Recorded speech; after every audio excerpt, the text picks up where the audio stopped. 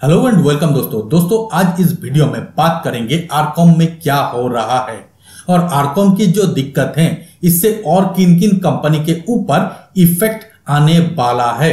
तो इस वीडियो को ध्यान से देखिए और आखिर तक देखिए। मैं हूं आपका दोस्त तुनु, आप देख रहे हैं दास गाइड यूट्यूब चैनल। चलिए जान लेते हैं।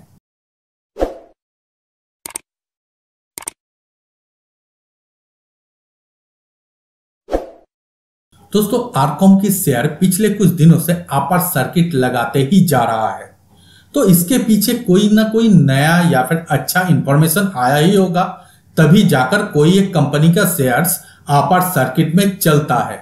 तो दोस्तों इसके पीछे क्या खबर है, यहां पर एक जो इंफॉर्मेशन निकल कर आया है वो ये कि आरकॉम ने NCLT में जाकर कर दिया है केस अगेंस्ट DOT, मतलब डिपार्टमेंट ऑफ टेलीकम्युनिकेशन के अगेंस्ट में एक केस कर दिया है। और वहां पर कहा है कि अगर आरकॉम के लाइसेंस को रिन्यू नहीं किया जाता है तो आरकॉम अपना अस्तित्व ही खो देगा।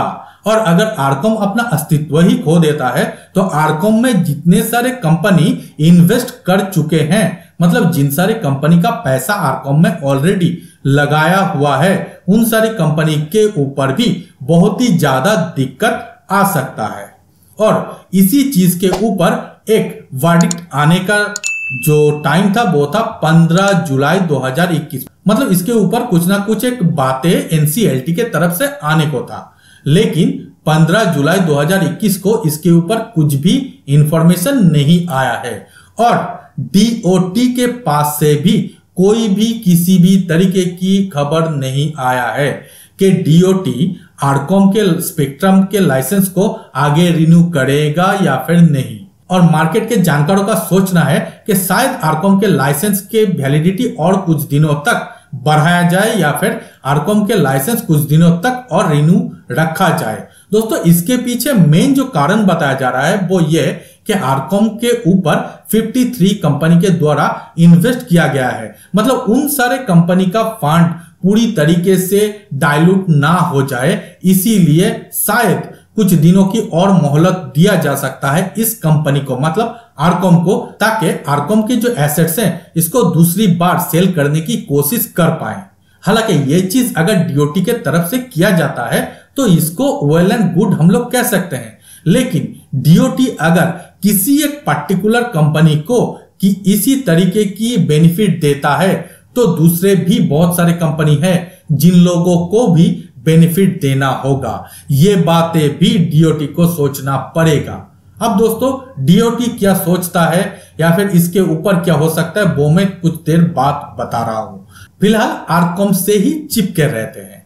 दोस्तों आरकॉम के लाइसेंस रिन्यूअल की डेट 27 जुलाई 2021 है, मतलब DOT को कोई भी डिसीजन लेना होगा आरकॉम के बारे में तो 27 जुलाई 2021 के बीच में ही।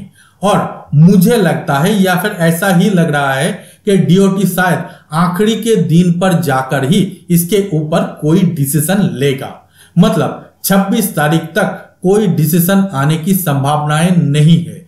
और इसी के चलते आरकॉम के शेयर 26 जुलाई 2021 तक अपर फ्रीज में ही चलेगा, ऐसा ही उम्मीद किया जा सकता है। हाँ, अगर ये बातें होते हैं कि DOT के तरफ से 27 जुलाई से पहले ही कोई डिसीजन आ जाता है तो उसके इंपैक्ट जरूर स्टॉक के ऊपर दिखाई देगा।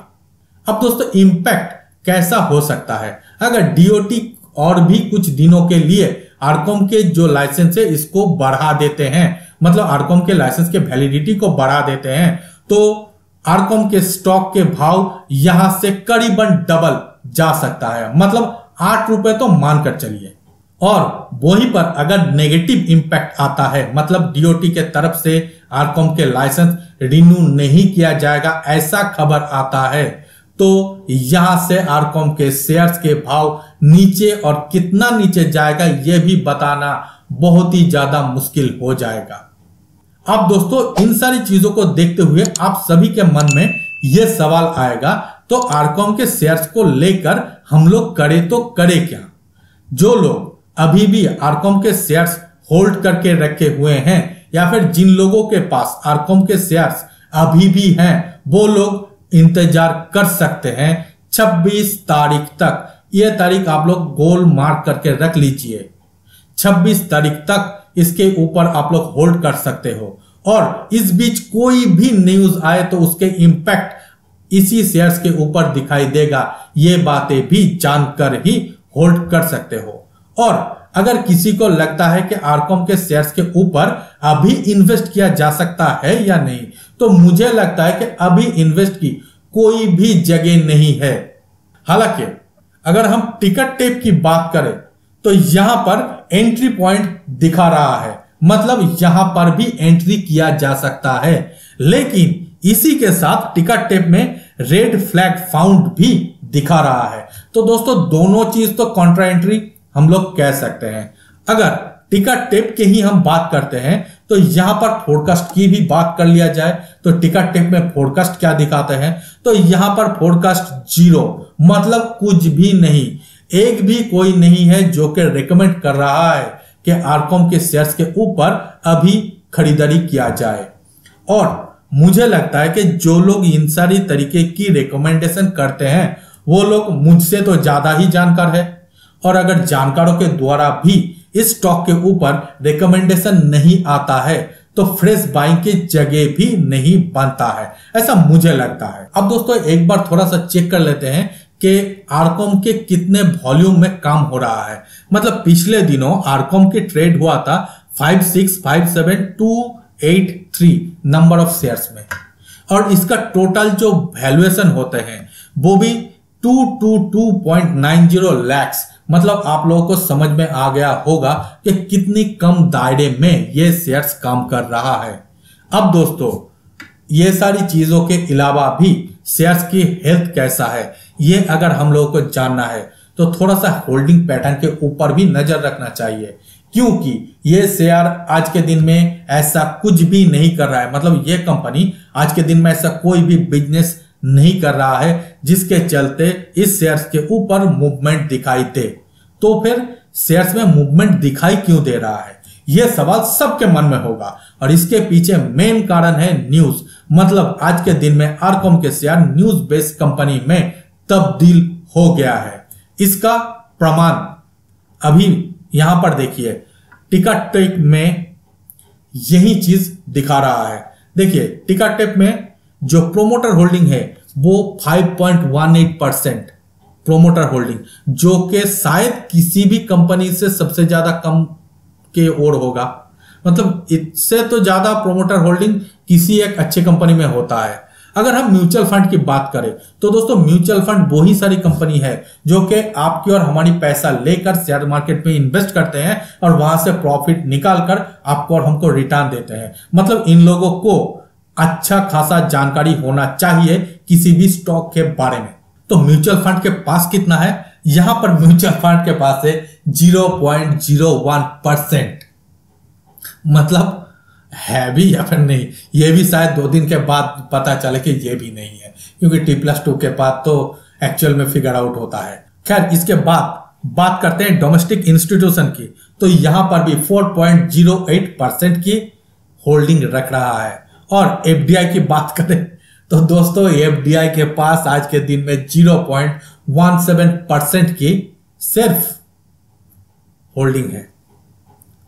तो फिर बाकी होल्डिंग कहां पर है, यह सवाल सबके मन में होगा। दोस्तों बाकी के होल्डिंग आपके और हमारी जैसी लोग हैं, जो लोग रिटेल इन्वेस्टर हैं, इन लोगों के पास है। मतलब करीबन 90% आरकॉम के स्टॉक रिटेल इन्वेस्टरों के पास है। कैन यू इमेजिन कि ये चीज क्या खतरनाक हो सकता है अगर कंपनी किसी भी तरीके से जो चीज हम लोग एंटिसिपेट कर रहे हैं वो चीज नहीं होता है, तो जो सबसे ज्यादा लोग सफर करेंगे, जिन लोगों का पैसा सबसे ज्यादा डूबेगा, वो रिटेल इन्वेस्टर। तो क्यों ना हम लोग जो कि रिटेल इन्वेस्टर हैं, ये लोग अपने पैसों के ऊपर अच्छे तरीके से पकड़ बनाए और इन सारी कंपनी से थोड़ा सा दूर हटके चलने की कोशिश करें। मैं ये नहीं कर रहा हूं कि इसको हटा दो, इसमें भी रिटर्न मिल सकता है, रिटर्न मिल भी रहा है। इसके अलावा अगर हम इसी कंपनी के ऊपर भी ट्रेड करना चाहें तो जरूर आंख कान नाक ये सारी चीज खोल करके ही इस जैसे कंपनी या फिर इस जैसे स्टॉक के ऊपर ट्रेड करना चाहिए, ऐसा मुझे लगता है।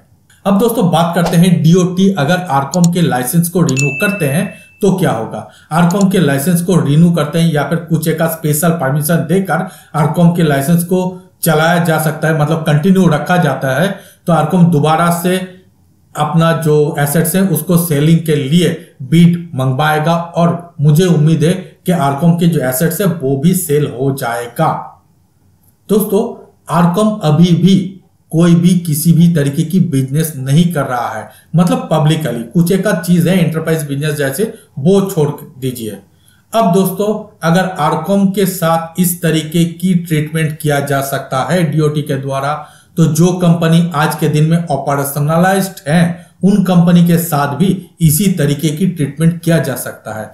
यहां पर मैं बात कर रहा हूं वोडाफोन आइडिया की, मतलब वोडाफोन आइडिया आज के दिन में जो क्रैश क्रंच से गुजर रहा है, इनसे भी कुछ हद तक रिलीफ मिल जाएगा, क्योंकि अगर आरकॉम को गवर्नमेंट के तरफ से डीओटी के तरफ से रिलीफ मिलता है तो वोडाफोन आइडिया को भी रिलीफ मिलना तय है। मतलब वोडाफोन आइडिया, और अभी भी मैं कह रहा हूं कि वोडाफोन आइडिया के स्टॉक आगे चल के 12 रुपए की करीब भी जा सकता है। खैर ये पूरी चीज तभी होगा जब डीओटी अपना क्लियरिटी यहां पर दिखाएगा, मतलब डीओटी क्या करना चाहते हैं ये जब दिखा पाएगा तभी इसके ऊपर कुछ एक आध काम आगे बढ़ पाएगा। तो दोस्तों फिलहाल इस वीडियो में इतना ही। उम्मीद करता हूं ये सारी इंफॉर्मेशन आप लोगों को अच्छा लगा होगा। अगर अच्छा लगे तो हमारे वीडियो को लाइक कर दीजिए, अपने दोस्तों के साथ इसको शेयर कर दीजिए और हमारे चैनल को सब्सक्राइब करना मत भूलिए। मिलते हैं अगले वीडियो में, तब तक के लिए धन्यवाद।